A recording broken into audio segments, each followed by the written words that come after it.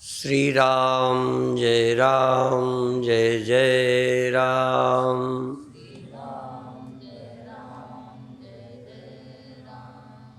श्री राम जय जय राम।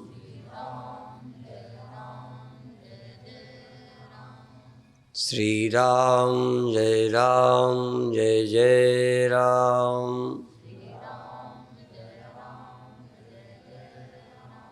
सच्चिदानंद भगवान की, सनातन धर्म की। जैसे शरीर को जैसा चाहो अभी वैसा लचा नहीं सकते, झुका नहीं सकते, कर नहीं सकते। जो रोज करते हो वो तो है, पर जैसे अभी आसन किए गए आपको नहीं बनेंगे पर बन जाएंगे, करते रहो तो। इसी तरह मन, तन ही नहीं मन, आप चाहो क्रोध ना करें, चाहो हम किसी आदत के शिकार ना हो, तो अभी उससे नहीं बच पाओगे। तो मन को भी ठीक रखना, बुरी आदतों से बचाना, परिस्थिति आने पर भी विकार हेतौ सति विक्रियन्ते येषां न चेतांसि तयोः धीरा।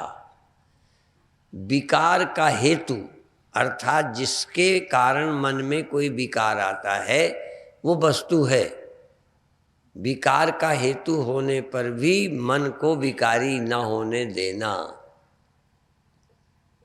विकार हेतु सति न विक्रियन्ते येषां चेतांसि, जिसके चित्त बिगड़ते नहीं, परिस्थिति है बिगड़ने की पे नहीं बिगड़ते, तएव धीरा, उनको धीर पुरुष कहते हैं। सामने वाले ने गाली दे दी, अब सहज है आपको गुस्सा आ जाए आप भी गाली दो, वो देनी नहीं पड़ेगी, बहुत आसान है। जैसे ऊपर से ढेले को छोड़ दो तो नीचे आने के लिए वो क्या करेगा, बोलो? कुछ भी नहीं, वो इतना सहज है कि आ जाएगा। और ऊपर रखना हो तो जरूर कोई ना कोई उपाय करना पड़ेगा, नहीं तो सहज आएगा। तो सामने गाली देने वाला हो तो क्रोध करने के लिए कोशिश करनी है कि ना करने की। अब देखो, ऐसे ही सामने विषय है, स्त्री या पुरुष, उसको देखकर काम आना स्वाभाविक है, बहुत स्वाभाविक, नेचुरल है, पर ना आना ये कठिन है। इसी तरह चीज पड़ी देखकर उठाने की नीयत ना होना।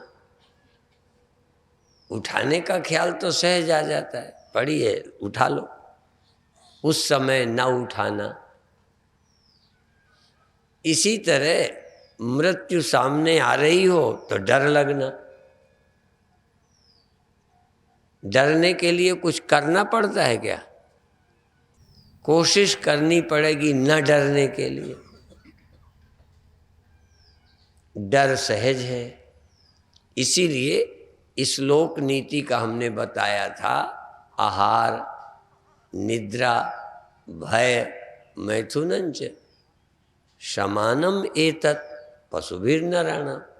ये तो सब बराबर है, पर धर्मो ही तेषाम अधिको विशेष। धर्म थोड़ा अधिक है मनुष्य में, धर्म के कारण भी बच सकता है। विकार का हेतु है, पर कई ऐसी मान्यताएं हैं जो विकार के समय विकार नहीं आने देती। गुरुजी डांटे तो गुस्सा नहीं आएगा, कोई और डांट दे। सबके डांटने में आपको बराबर क्रोध आता है? देखो, इसका मतलब आपकी कोई न कोई मान्यता डांट को बर्दाश्त करा देती है और कई जगह नहीं होती। आपका काम सब जगह नहीं आता, कहीं आता है कहीं नहीं आता। तो जहां नहीं आता उसका हेतु क्या है? धर्म, हमारी कल्चर, हमारी संस्कृति, हमारी मान्यता। तो विकार का हेतु होने पर भी विकृत न होना। क्या करना चाहिए? कोई न कोई दृष्टि ऐसी आनी चाहिए। तो आपको गहरी नींद में क्रोध आता है? क्यों नहीं आता? गहरी नींद में क्रोध नहीं आता, काम नहीं आता, लोभ नहीं आता, भय नहीं आता, कोई इच्छा नहीं होती, इच्छा ही कोई नहीं होती।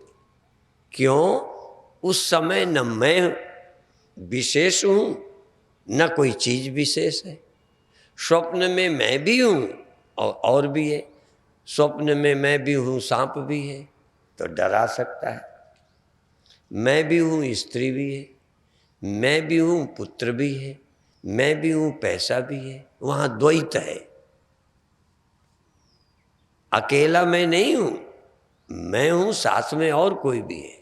तो और को जब देखता हूं तो उसी ढंग का मन में लोभ, मोह, भय, काम, ईर्षा, डर आ जाता है। इसका मतलब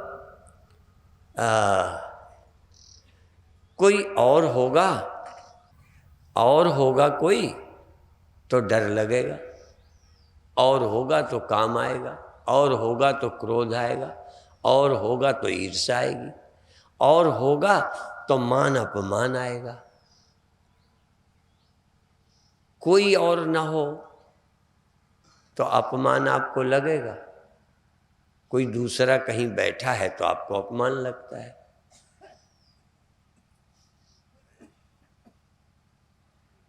कोई न कोई आपके, यहां तक आपके ख्याल में भी कोई अपने को बड़ा समझता है, तुम उसे पसंद नहीं करते, तो अकेले में ख्याल में भी वो आएगा तो आपको प्रतिक्रिया शुरू हो जाएगी। ध्यायतो विषयान पुंसा संगस्तेषु उपजायते। ध्यान में भी आ जाए तो ईर्षा शुरू, ध्यान में आ जाए नफरत शुरू, ध्यान में आ जाए काम शुरू, क्रोध शुरू, भय शुरू। याद आ जाए, सांप की आ जाए, शेर की आ जाए, कोई बदमाश आतंकी की याद आ जाए, डर शुरू। अभी सामने भी नहीं आया, ध्यान में आया। गहरी नींद में किसी का ध्यान नहीं आता,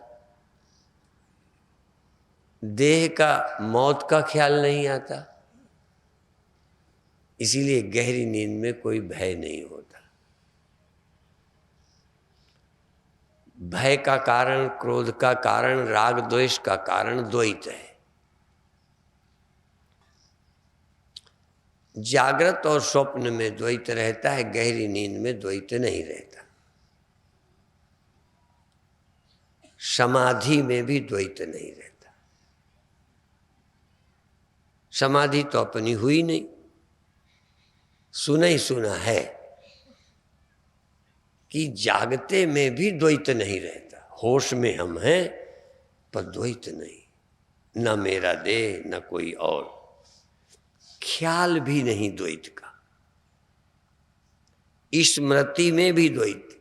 इसलिए योग दर्शन कहता है योगश्चित्त वृत्ति निरोधा। चित्त की वृत्तियों का निरोध योग है। ख्याल में स्मृति का द्वैत, स्मृति का भी देह, स्मृति का भी पदार्थ। जहां न मैं न कोई स्मृति, द्वैत नहीं है। जहां मैं और ये, मैं और वो, मुझे याद आई भगवान की, मुझे याद आई धन की, मुझे ध्यान आया दुश्मन का, मैं और मेरी याद और दुश्मन। त्रिपुटी बन गई, त्रिपुटी, त्रैत। जब मैं और मैं, बस मैं ही दृष्टा, मैं ही दर्शन, मैं ही दृश्य। मैं ही तो जान रहा हूं, किसको? मैं को ही, और कोई जानने को ना हो। सुषुप्ति में मैं ही बहुत सुख में हूं, सुख भी मैं, सुखी भी मैं, सुख भोगने वाला मैं, सुख मैं।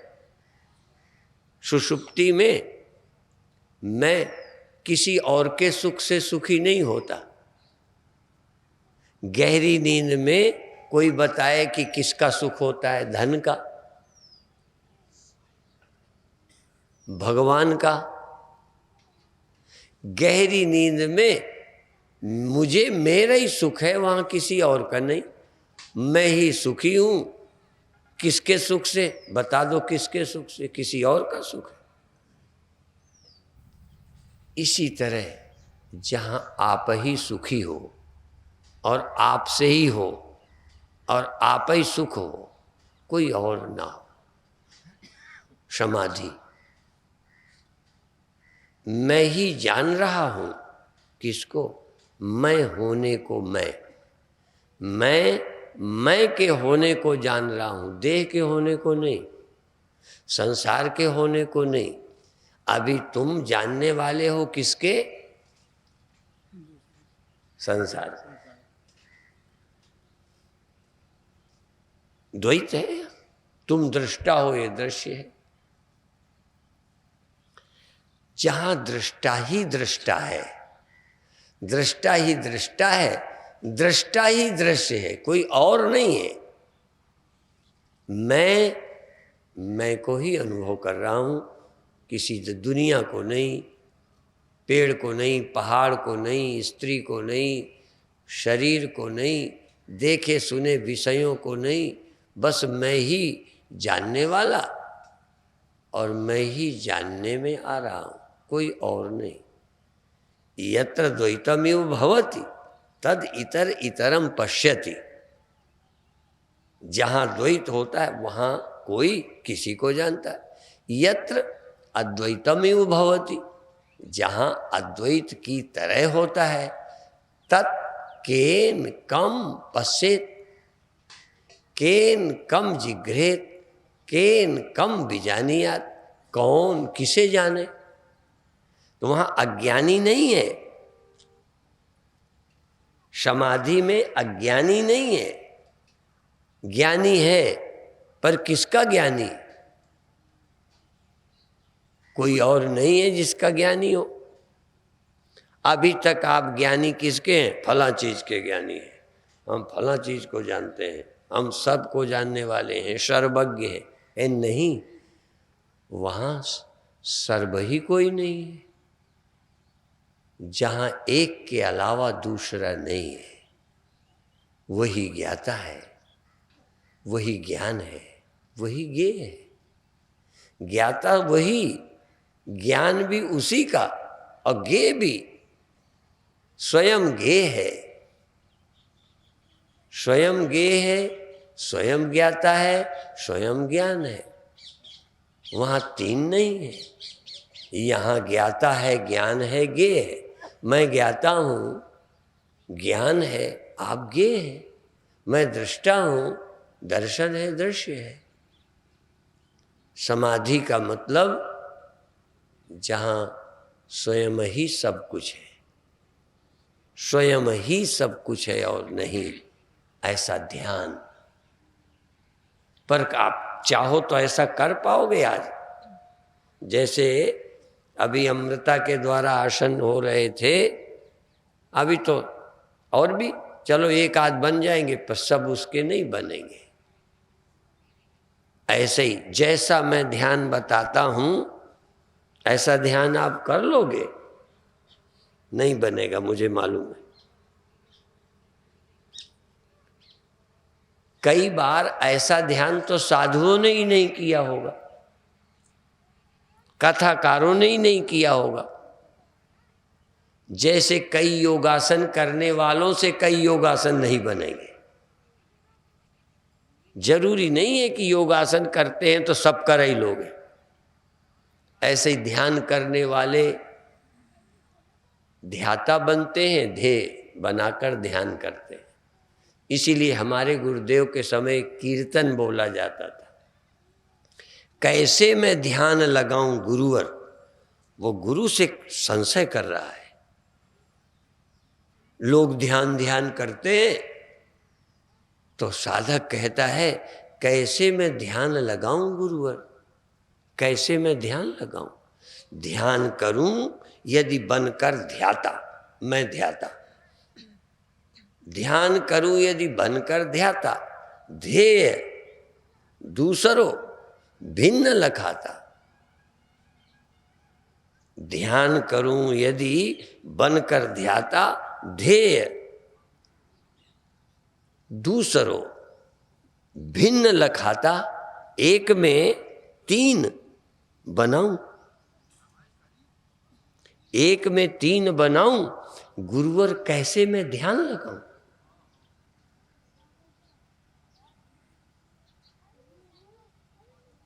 तो तुम त्रैत में जीते हो, ध्यान में भी त्रैत, भक्ति में भी त्रैत, प्रैक्टिस में भी। तुम ऐसे ध्यान लगाओ जहां तुम हो, तुम्हारे सिवा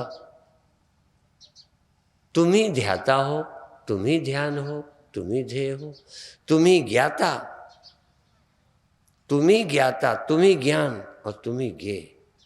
ये न लगे मैं उसको जानता हूं, मैं उसको जानता हूं, मैंने उसे पाया। नहीं, तुम ही पाने वाले, तुम ही पाने योग्य और तुम ही पाने के साधन। तुम और किसी को प्राप्त न करो, तुमको तुम प्राप्त हो जाओ।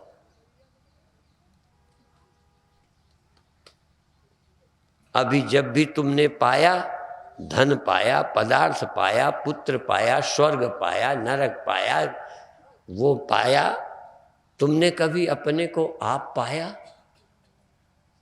और भी बताऊं, देह पाया। जागे तुम दृष्टा, देह दृश्य। इसीलिए हमारे यहाँ पहले रटाए देह पंच भौतिक है, मैं अभौतिक हूँ, देह जड़ है, मैं चेतन हूँ, देह दृश्य है, मैं दृष्टा हूँ। ये भी एक अच्छी बात है, देह दृश्य है, तुम दृष्टा हो। देह तुम कब देखा तुमने? 24 घंटे देह देखते हो? कब देखा देह? जब तुम दृष्टा हो गए। दृष्टा हुए तो देह दिखा। जब तुम्हारा दृष्टापना सो गया था तो देह नहीं देखा। गहरी नींद में आपका देह देखने वाला दृष्टा, जैसे मुझे देखने वाली आपकी आंख बंद हो जाए तो मैं नहीं दिखूंगा। तो जब दृष्टा, देह को देखने वाला दृष्टा पैदा हुआ तो देह दिखा। आपको तो देह 24 घंटे दिखता रहता है ना, 24 घंटे का। क्यों नहीं दिखता? अच्छा, 24 घंटे देह नहीं रहता क्या? बोलो, देह रहता है तो क्यों नहीं दिखा? क्योंकि तुम दृष्टा नहीं रहे। अब वेदांत कहेगा दृष्टा का कभी अभाव नहीं होता। तो देह के दृष्टा का अभाव होता है, जैसे रूप के दृष्टा का अभाव हो जाता है। रूप के दृष्टा का अभाव हुआ, वास्तविक दृष्टा का नहीं। श्रोत्र का अभाव हुआ, श्रव्य का अभाव हो गया। तो दृष्टा का अभाव हुआ, दृश्य दिखना बंद हो गया।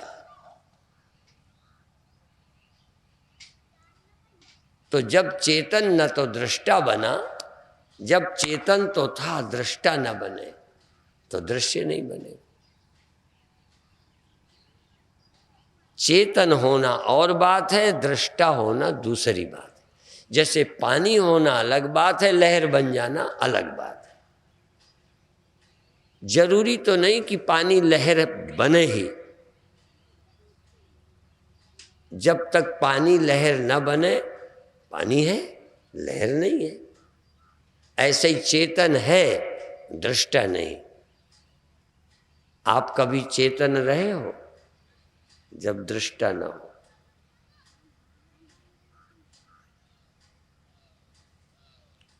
तुम चेतन तो हो, ये ध्यान करो कि मैं चेतन हूं, पर मैं दृष्टा किसी का नहीं। देखने की इच्छा मुझे नहीं, देखने की मुझे आवश्यकता नहीं।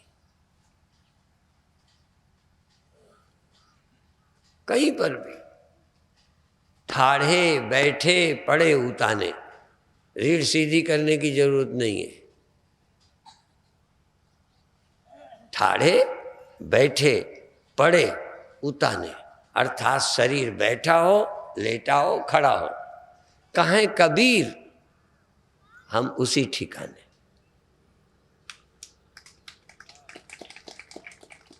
शरीर बैठा हो, तुम क्या हो? चेतन हो या शरीर? दृष्टा हो कि चेतन? देखना, पहले तो तुम देह हो, दूसरा तुम फिर दृष्टा हो।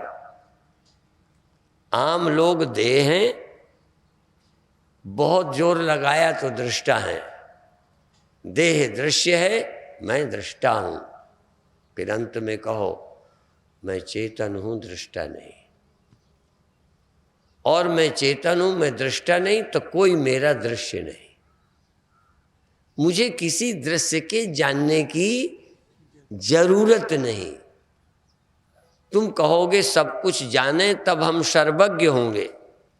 तुम्हारी सोच है कि जब सब मैं बता पाऊं, सबको जान पाऊं, तो मैं सर्वज्ञ हो जाऊं।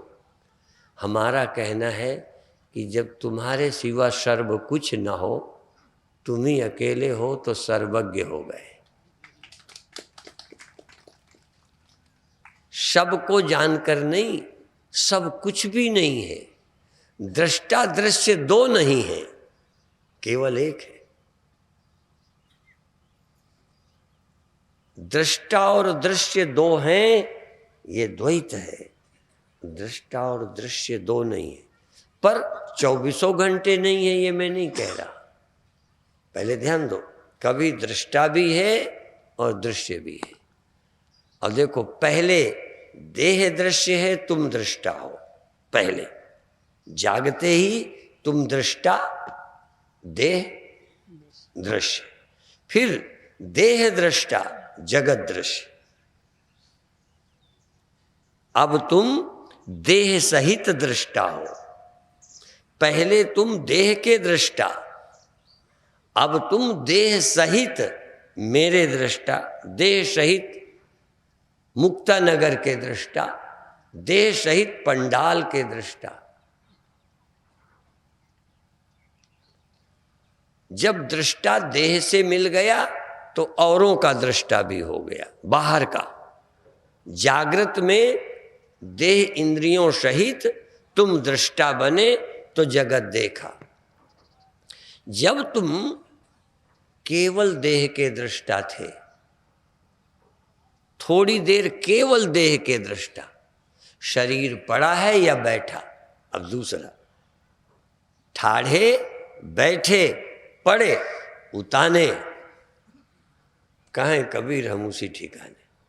शरीर पड़ा हो तो तुम उसके दृष्टा, किसी और के नहीं बनना, पत्नी के नहीं, बेटे के नहीं, भैंस के नहीं, कुत्ते के नहीं, मूसानगर मुक्तानगर के नहीं, किसके?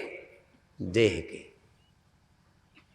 देह पड़ा है तो देह को देखो, देह बैठा है तो देह को देखो, देह खड़ा है तो देह को देखो। देह तुम्हारा दृश्य है, तुम देह के। हाँ, मेरे गुरुदेव कहते थे, देह पंचभौतिक है, मैं अभौतिक हूँ। देह दृश्य है, मैं दृष्टा हूँ। देह जड़ है, मैं चेतन हूँ। पहले ये लेटे में तुम देह हो कि चेतन? देह लेटा हो तो तुम दृष्टा हो सकते हो कि नहीं? और देह बैठा हो तो तुम देह के दृष्टा हो सकते हो कि नहीं? देह खड़ा हो तो तुम देह क्यों अपने को कहते हो, दृष्टा क्यों नहीं कहते? एक मंत्र, एक अवस्था है जब तुम अपने को देह समझते हो, झूठ नहीं बोलना। दूसरी अवस्था है जब देह लेटा है और तुम उसको देख रहे हो, लेटे को जान रहे हो, आंखों से नहीं। कोई है आपके साथ जिसके द्वारा तुम शरीर को लेटा हुआ, श्वास को चलती हुई जान रहे हो, कान में आवाती आवाज को जान रहे हो, आंखों के बंद होने को जान रहे हो, हाथ कहाँ पड़े हैं जान रहे हो, पैर फैले हैं कि सिमटे जान रहे हो। तो शरीर को जानते रहो, शरीर के दृष्टा हो जाओ। यद्यपि अभी अद्वैत नहीं है, और बताएं, बिल्कुल स्थूल बताएं, तुम हो, तुम बैठे हो, तुम्हें मैं बैठा दिख रहा हूं, तुम बैठे हो, पंडाल लगा दिख रहा है, तुम बैठे हो, पेड़ दिख रहे हैं। तुम पेड़ तो नहीं हो ना, तुम भैंस तो नहीं हो ना, तुम पंडाल तो नहीं हो ना। पहला ध्यान, मैं देह हूं, देह के अलावा कुछ मैं नहीं हूं। देह के अलावा पेड़ हो तुम, देह के अलावा भैंस हो तुम, कुत्ता हो तुम। कह ये तो हम पहले जानते हैं, तो वहीं से शुरू करो जितना जानते हो। तुम देह हो, और देह होने के नाते तुम्हें कुत्ता दिखता है, पंडाल दिखता है, जमीन दिखती है। देह ना होते, देह में ना होते तो ये तुम्हें न दिखता। जब स्वप्न में इस देह में नहीं होते तो ये मुक्ता नगर, ये पंडाल तुम्हें नहीं दिखता, वो दूसरा वाला दिखता है। तो तुम जागृत में देह के साथ बैठो, देह बनकर बैठो, देह ही हो ये ध्यान करो, देह के अलावा कुछ नहीं हो। फिर दूसरा ध्यान करो, देह के तुम दृष्टा हो, संसार के नहीं। अभी संसार के थे जब देह बनकर देखा, अब हम केवल देह के दृष्टा हैं। अपनी इंद्रियों के, अपने कानों के, अपनी नाक के, अपने त्वचा के, अपनी श्वास के, अपने शरीर की नस नाड़ियों के, पीड़ा के, शरीर की क्रिया के दृष्टा है। इतना एकाग्र हो जाओ कि शरीर के अलावा किसी के जानने की जरूरत नहीं है। ये तुम पक्का करो कि हमें 10-15 मिनट, आधा घंटे पत्नी नहीं देखनी, बेटा नहीं देखना, कुत्ता नहीं देखना, गाय को नहीं देखना, उसको हाथ भी नहीं फेरना, गाय को चारा भी नहीं डालना। मेरे लिए शरीर है, दुनिया है ही नहीं। 10-15 मिनट अपने शरीर के अलावा तुम्हें कोई जरूरत नहीं। और बता दें, यदि शरीर का बेग हो कि रोटी चाहिए तो थोड़ी खा लो। कोई बेग आपको है, ठंडी का बेग है तो कपड़ा ओढ़ लो, और का सहारा ले लो। किसके लिए? और का सहारा ले लो कि और की जरूरत न रहे। रोटी क्यों खा लो? कि ध्यान में रोटी न घूमे। शादी क्यों कर लो? कि 24 घंटे पत्नी तुम्हारी खोपड़ी में न धंसी रहे, स्त्रियां तुम्हारी खोपड़ी में न घुस जाएं, इसलिए वो भी निपटाओ। रोटी खा लो, धन कमा लो, कि जब केवल शरीर में तुम्हें आना पड़े तो धन में न घूमो। इसलिए कई संतों ने कहा, मुझे दोहा तो याद नहीं रहता, कि ये भूख जो है कुतिया है। भूख अब वो तो है, ये करे भजन में भिंग। बार बार भूख जो है भजन में विघ्न करेगी, तो क्या करो, इसको टुकड़ा डाल दो और भजन करो निशंग। इसको रोटी डाल दो, कुतिया भौंकेगी नहीं, बन पड़ी है। भौंकेगी यदि भूख होगी तो। इसलिए भूखे भजन, अरे भैया भूखे भजन न होए गोपाला, ये ले अपनी कंठी माला। अब फिर कहना पेट भर गया, अब दे दो कंठी माला, अब मैं भजन में बैठूंगा। तो इतने निर्धन ना हो जाओ कि भजन में भी धन ही याद आए। इतने भूखे मत मरो कि दूसरे के रुपया भी तुम्ही को दिखने लगे। देखो, आवश्यकता की पूर्ति कर दो, अब फिर भजन में बैठ जाओ। भजन माने देह में आ जाओ। अब देह में न भूख है न देह में सर्दी है। सर्दी होगी तो रजाई की रात भर याद आएगी, तो रजाई का भी ख्याल भूल जाए, रजाई ओढ़ लो, फिर रजाई का चिंतन नहीं चलेगा, शरीर में आप आनंद में आ जाएंगे। इसलिए संसार की जरूरतें भी पूरी करनी पड़ेंगी।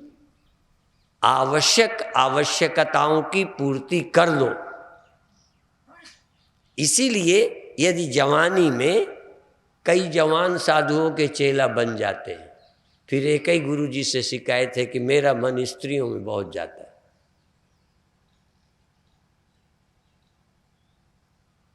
क्यों जाता है? शरीर की जरूरत है, अभी उस ऊंचाई पे पहुंचे नहीं। भूख न लगे तो मत खाओ, पर जरूरत है तो करो ना शादी। क्यों ढोंग करते हो? जो शादी कर लेंगे, कर लेते हैं, वो फिर मंदिर जाते हैं तो स्त्री का याद आती है? फिर नहीं आएगी। यदि शादी नहीं करोगे तो मंदिर में भी स्त्री ही मांगोगे, भगवान से कहोगे प्रार्थना की ख्याल करो मेरा।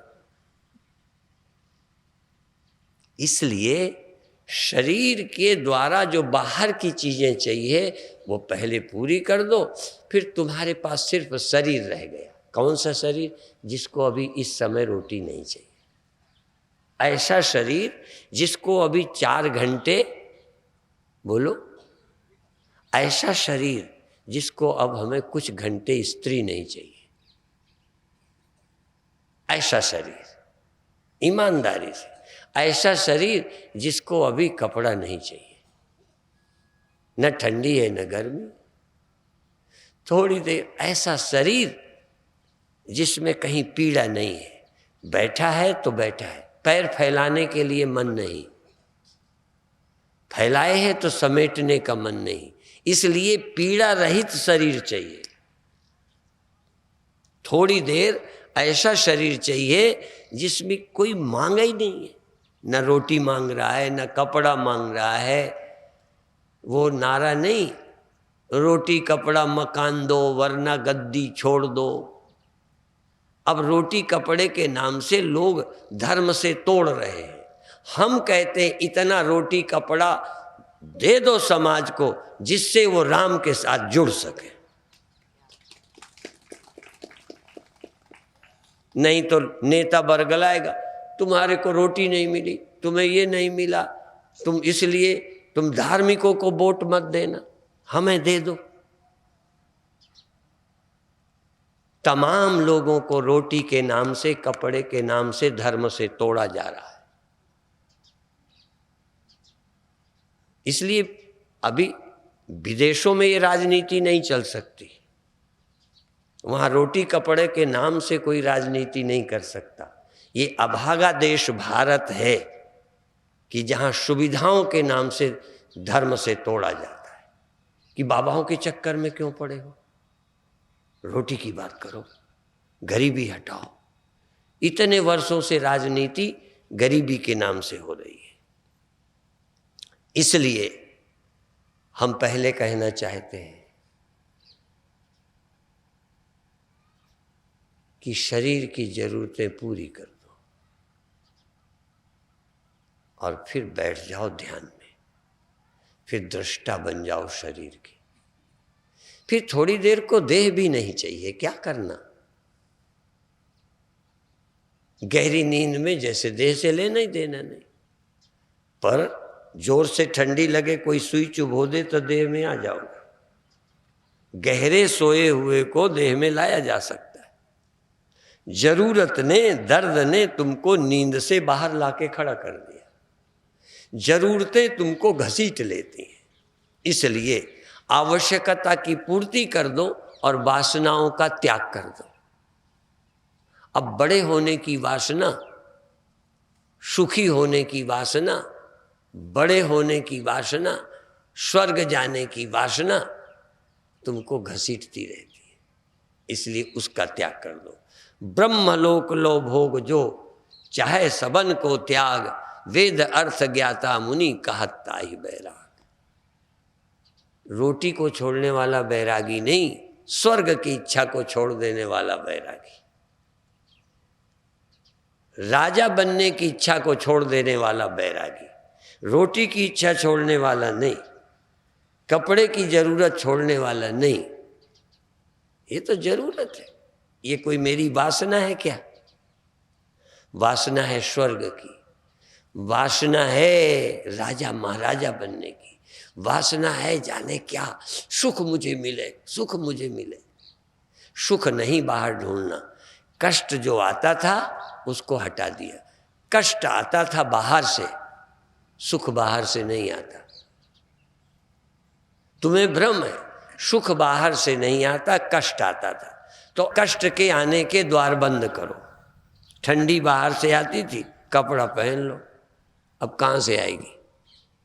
दरवाजा बंद। भूख आई थी, पैदा हुई थी, रोटी डाल दो, बस गई। आवश्यकता की पूर्ति कर दो और उतनी देर कामना से रहित हो जाओ, थोड़ी देर के लिए। ऐसा टाइम निकालो जब भूख ना हो, सर्दी ना हो, शरीर में कोई रोग। इसलिए चाहे योगासन से चाहे दवा से शरीर स्वस्थ हो, जो तुम्हारा मन शरीर में बार बार न जाए। फिर क्या है? शरीर को भी छोड़ दो। पहले संसार छोड़ दो, फिर शरीर छोड़ दो। फिर सुख के लिए मन को भगवान की फला की याद करते थे ना, सुख की इच्छा छोड़ के, मुक्ति की इच्छा छोड़ के मन को भी छोड़ दो। मन भी नहीं चाहिए। मन नहीं चाहिए, फिर बताओ तुम मुक्त हो कि बंधे हो गए मुक्त? मन एव मनुष्याणाम कारणम बंध मोक्षय। मनुष्य मन जीना चाहता है। जहां गहरी नींद है वहां मन क्या चाहता है?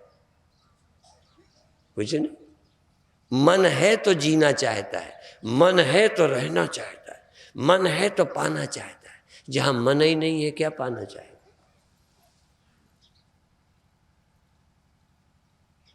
समाधि नहीं हुई मुझे मालूम है, गहरी नींद तो हुई है।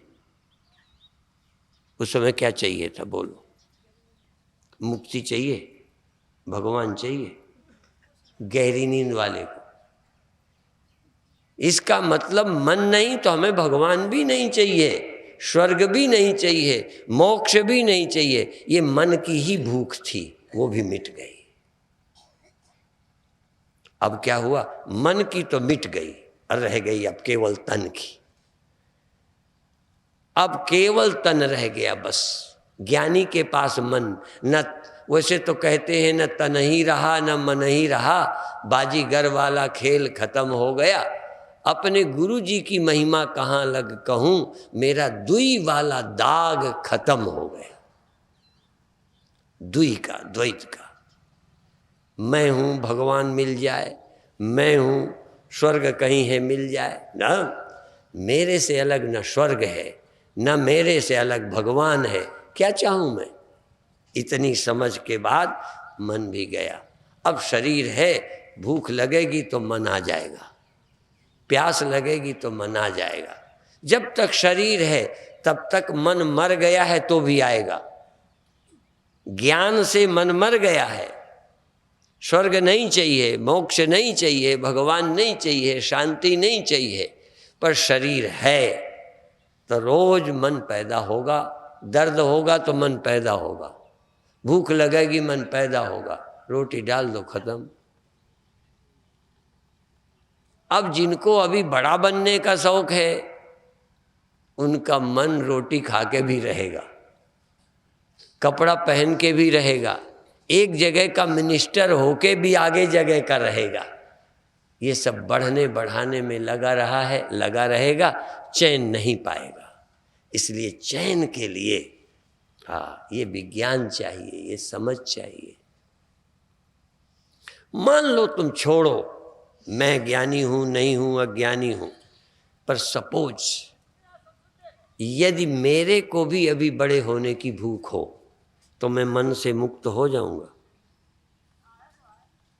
बड़ी मोटी बात है। शरीर, अच्छा मेरे को रोटी की अब कमी है, मैं आपसे पूछता हूं, अच्छा कपड़े की, सुविधाओं की नहीं है।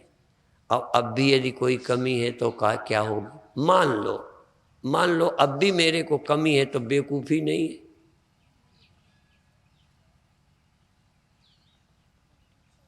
और मैं अपना उदाहरण देकर सबको, अगल बगल वालों को भी इशारा किया करता हूं कि यदि अशांति अब भी है तो किस बात की है। क्या बनना चाहते हो, गुरु भाई से बड़ा? गुरु भाई को छोटा देख के छाती ठंडी होती है। ये बड़ा छोटे होने की नेतागिरी यहां भी छोड़ेगी नहीं पीछा। और यदि ये नहीं है तो तुम्हें क्या कमी है, किस गुरु भाई को कमी है? और यदि ये है पागलपन तो तुम्हारी कमी कौन मिटा देगा? इसलिए चैन से यदि जीना है तो जरूरत के लिए जरूर काम करते रहो, जरूरत से ज्यादा भी करो, पर अपने मन की भूख मिटाने के लिए नहीं। इससे भूख घटेगी नहीं। ये ऐसी आग है, कामना वासना ऐसी आग है कि जितना घी डालोगे ये आग बढ़ेगी। किसी की कामना पा करके पूरी नहीं हुई, धन पाके पद पाके पूरी नहीं हुई, हो ही नहीं सकती। ऐसा भी नहीं है कि मुझे इतना मान आज मिल गया, बहुत मान मिला, बहुत मान, कल मुझे यहाँ बिठा के सत्य प्रकाश जी को यहाँ बिठा दो। अभी इतना मैं खूब रोटी खा लूँ, खूब पेट भर गया, फिर इनको खिलाओ, मुझे कोई जलन न होगी क्योंकि पेट भर गया मेरा। यदि मन भर गया है मान से तो अब दूसरे को मिल जाने दे, काहे मर रहा है। यदि गद्दी से पेट भर गया है तो 2 बार चुनाव तू जीता, 3 बार जीता, इस बार किसी और को दे दे टिकट। है कोई ऐसा कि कह दे तुम लड़ो मैं नहीं लड़ता? क्यों? ये भूख कभी नहीं बुझती, ये तेरी तो भूख कभी न बुझेगी। भूख कभी बुझी नहीं है, बुझी है जिन्होंने इसे खाना नहीं दिया। उल्टा है, इसको खाना देना बंद कर दो, भूख मर जाएगी। इसको खिलाते रहोगे, भूख बढ़ती रहेगी। इसलिए निर्माण मोहा जित संग दोषा अध्यात्म नित्या विनिवृत्त कामा द्वंद्वैर्विमुक्ता सुख दुख संगैर गच्छन्त्य मूढ़ा पद्मभ्यम तत्। और मान लो न मरे, जाने ते चीजें कछु।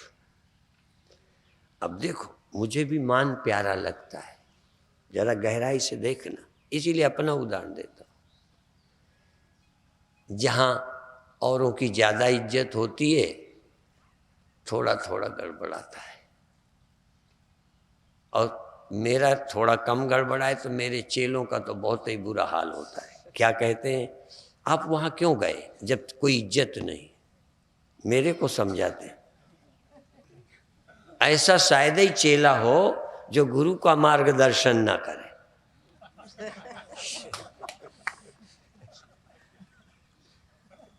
क्या जरूरत पड़ी थी, जब कोई इज्जत नहीं थी वहां क्यों चले गए?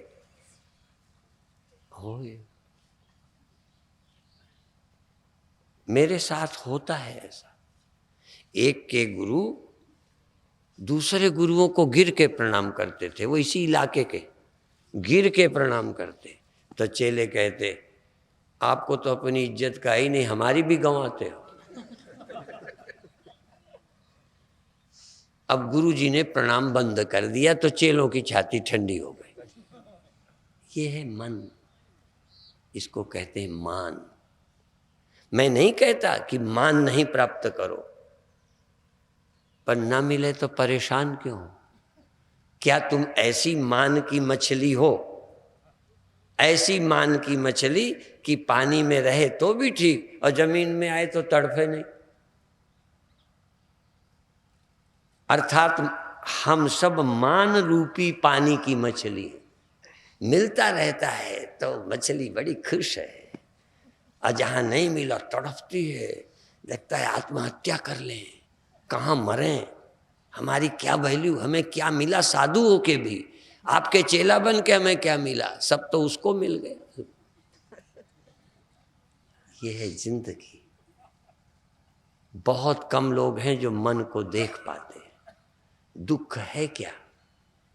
अज्ञान। मैं मरता हूं, ये देहाभिमान है, और मैं अधूरा हूं, ये सब मान है। हाँ, कहीं दुख नहीं है आत्मा में, दुख आरोपित है। जन्म मरण दुख अज्ञानियों ने अपने ऊपर लाद रखा है, दुख तुम्हारे स्वरूप में नहीं है। चिंता तुम में नहीं है, भय तुम में नहीं है, तुम किसी को अपना बनाकर दुखी हो, देह को अपना बना के मर रहे हो, मन को, मान को, अज्ञान को इंडिविजुअल सीमित बनकर अधूरे होकर पूरे होने में लगे हो, और अधूरापन है आत्मा का अज्ञान। आत्मा कहाँ अधूरी है? आत्मा में तो कमी कोई है ही नहीं, कमी का लेश नहीं है। तुम आत्मा न होकर मन बन गए, तुम पानी न होकर लहर बन गए, फिर अधूरे बन गए, सीमित बन गए, फिर दूसरे से परेशान होने लग गए। ये दुख का कारण आत्मा का अज्ञान है। इसलिए ज्ञान किस लिए चाहिए? मुक्ति के लिए बस। अब मुक्त होके फिर क्या करो? फिर काम करो, तुम खूब राजनीति करो, पर शांति के लिए मत करना, सुख के लिए मत करना, बड़े होने के लिए मत करना। बड़े होने के लिए राजनीति मत करना, नहीं पड़ गए चक्कर में। और करना खूब, राम काम करते हैं, कृष्ण काम करते हैं, बुद्ध काम करते हैं, शंकराचार्य काम करते हैं, संत तो सदा जब तक रहेंगे काम करते ही रहेंगे, पर कुछ होने, कुछ पाने के लिए नहीं। न तस्य कृतेनार्थो ना कृतेनेह कश्चन। उसका कुछ करने से और कुछ ना करने से प्रयोजन ही नहीं रहा, प्रयोजन तो उसका पूरा हो गया। अब करना क्यों है? कहीं प्रकृति। नान्यम गुणेभ्यः कर्तारम यदा दृष्टानुपश्यति गुणेभ्यश्च परम वेत्ति मदभावम शोधिगच्छति। अब प्रकृति, अब भूख लगती है वो करा लेगी, नींद आती है सुला लेगी, नींद खुल जाएगी। अच्छा, जिसको कोई जरूरत नहीं फिर उसकी तो नींद नहीं खुलती। जब जरूरत नहीं क्यों खुलती है? क्या प्रकृति। नींद क्यों आती है? भूख क्यों लगती है? और करने का सहज मन क्यों होता है? क्या करो, प्रकृति करा रही है, अब तेरा प्रयोजन नहीं है। गुणा गुणेषु वर्तन्त इति मत्वा न सज्जते। ये है ज्ञानी का लक्षण। कृष्ण करते हैं, ज्ञानी करते हैं, पर करता ही नहीं है। अब तो प्रकृति ही करा रही है। संस्कार करा रहे हैं, हो रहा है सब। क्या मिलेगा, क्या ले जाऊंगा, क्या ले जाओगे? कुछ नहीं। कहन मान कितने दिन, अभी तो टिकता नहीं, कल का मिला मान आज तक नहीं टिका, तो मरने के बाद टिका रह जाएगा। जिंदा में बीते साल की इज्जत आज तक बनी है। रोटी सुबह की खाई दोपहर तक, दोपहर की खाई शाम तक, शाम की खाई सुबह तक, काम देती है। अच्छा, बीते साल का मान, बीते साल आप मिनिस्टर थे, अब इस साल वो मिनिस्टरी तुम्हारे को कोई चैन दे रही है? थे कहा है, अब नहीं हो। बीते साल तुम हो जगत गुरु थे, अब इस साल मान लो नहीं हो, दूसरा जगत गुरु आ जाए तो बीते साल से कोई गुजारा करोगे क्या?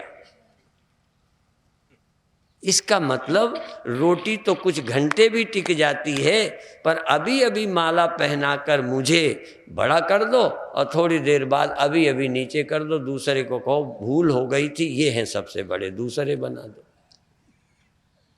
तो वो 2 मिनट के पहले का मिला गया। या मेरे को तुम 100 रुपया चढ़ा दो, मेरे को 100 चढ़ा दो, बहुत अच्छा लगा, पहले चढ़ाए, फिर इनको 500 चढ़ा दो। एक शंकराचार्य मेरे से भिड़ गए, हमारे पद की कोई महिमा नहीं समझी आप। मैंने कहा कोई बात नहीं, हम महिमा कर देंगे। अब बताओ, भी तेरे को मिल गए तो इनको ज्यादा में क्या परेशानी है? कहीं ना कहीं हम कहाँ उलझे पड़े हैं। ध्यान क्या है, सजगता क्या है, साक्षी क्या है? कम से कम देखो अपने अंदर की हालत, दुख क्या है, चिंता क्या है, भय क्या है, ना समझी। और जब ये न रही तो आंख न मूंदू, कान न रूंदू, ना आंख बंद करो, न कान रूंदो और न काम छोड़ो। हाँ, कुछ काम कुम थोड़ी छोड़ना, तुम छोड़ के करोगे क्या? तुम खाना छोड़ के दिखाओ, सोना छोड़ के दिखाओ, सब जाना छोड़ के दिखाओ, दिखाओ ना छोड़ के। तुम करते होते तब बच्चू छोड़ देते, प्रकृति कराती है, तुम छोड़ भी कैसे दोगे?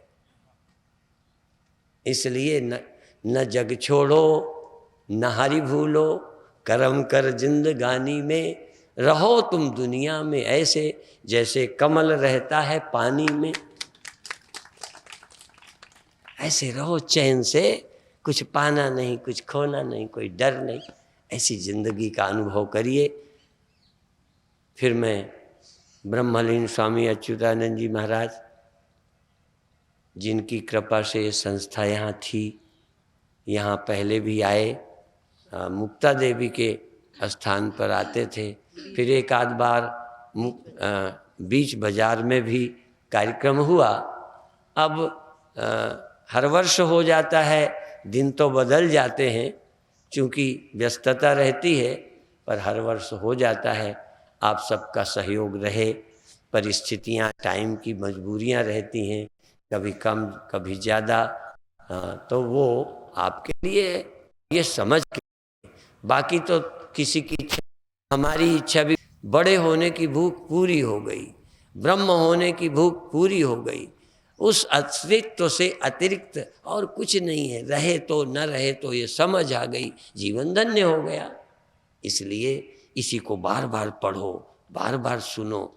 हमको गुरुदेव ने सुनाया था, अब गुरुदेव का शरीर नहीं है तो हम पढ़ते हैं, सुनते हैं, सोचते हैं, बोलते हैं, इस काम में लगे हैं, निखार आता जाता है।